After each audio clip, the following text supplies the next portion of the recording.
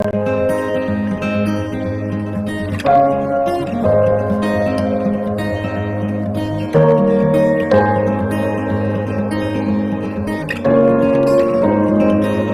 मतलब चल लिए आप सब।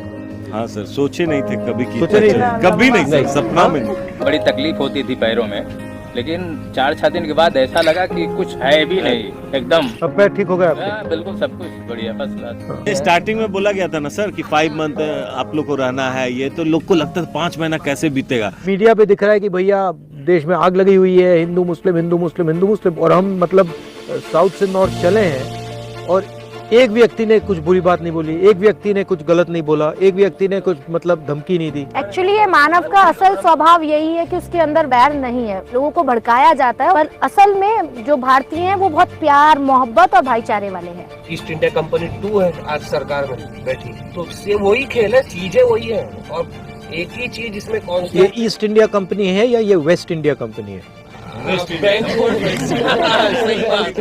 जब देश की आज़ादी की लड़ाई लड़ी जा रही थी तो एक ही अखबार था पंजाब केसरी, लेकिन फिर भी गांधी जी कुछ कहते थे, बात कितनी तेजी से फैल जाती थी। अब आपने जो रास्ता अपनाया कि हम रास्ते से चल रहे हैं तो लोग हमें देख पा रहे हैं, हम अखबार का काम कर रहे हैं। मध्य प्रदेश में I was speaking to a BJP supporter. मैंने उससे पूछा कि आपको क्यों लगता है कि राहुल गांधी जी को ऐसा क्या पता था कि उन्होंने कोरोना के लिए पहले वार्निंग इशू की और मोदी सरकार इस चीज़ के ऊपर रिलैक्स थी। उन्होंने एक बड़ी बिजार बात कही, उन्होंने कहा कांग्रेस का अपना एक इंटेलिजेंस apparatus है जो वर्ल्ड ओवर फंक्शन करता है, which is more developed than the Mossad। आप जैसे बोलते हो कि नफरत छोड़ो और डरो मत, पर अगर उसके खिलाफ कोई बोलता है सोशल मीडिया पे तो मेरी नफरत नहीं खत्म होती है, मेरा डर ये पता नहीं क्यों है। हेट्रेड क्या है? एनर्जी है, उसके अंदर कोई डिस्टर्बेंस है, वो एनर्जी निकालने की कोशिश कर रहा है, ठीक है? वो कुछ भी कर ले, कहीं भी धकेले, जैसे ही मैं उसके काउंटर नहीं जाऊंगा वो मेरी है।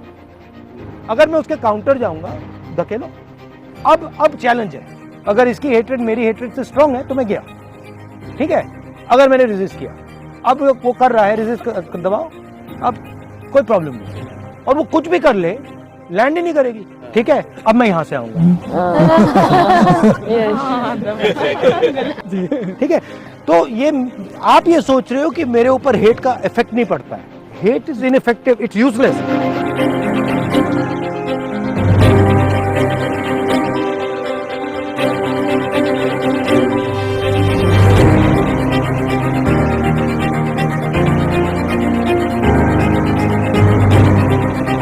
यात्रा का जो पूरा मेरे लिए एक मतलब निकला कि जो राजनीति है वो सिर्फ दिल्ली में बैठ के या स्टूडियो में बैठ के सोशल मीडिया में बैठ के नहीं, तो उसके लिए निचले स्तर पे जाके लोगों को उस राजनीति का हिस्सा बनाने की। सर आपका जो ऑफिस है वो क्या मोबाइल ऑफिस हो सकता है जहाँ पे ये जो कनेक्टिविटी है, इस यात्रा ने सबसे बड़ी चीज अचीव करी है कि जो भारत में 2 भारत बन रहे हैं, एक जिनके पास सब कुछ है और एक जिनके पास कुछ नहीं है, उनके बीच में एक ब्रिज का काम किया, उनके बीच में एक कनेक्टर का काम किया है। एक जगह को पावर का गढ़ नहीं बनाया जाए, एक कॉन्स्टेंट फ्लो के स्टेट में रहा जाए। मोदी तो अपने मन की बात बोलते, तो आप तो हमारे नेता पूरे जन की बात सुनते, तो कैसे इतना पेशेंट आपको किधर से मिलते? ये पेशेंस तो आपकी भी बड़ी होगी, मतलब टोटल बढ़ती जा रही है।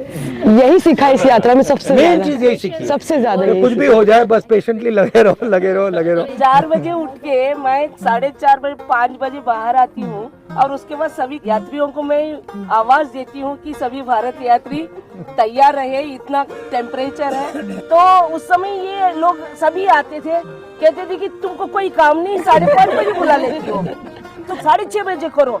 उसी समय के 6 बजे से आगे बढ़ ही नहीं रहे।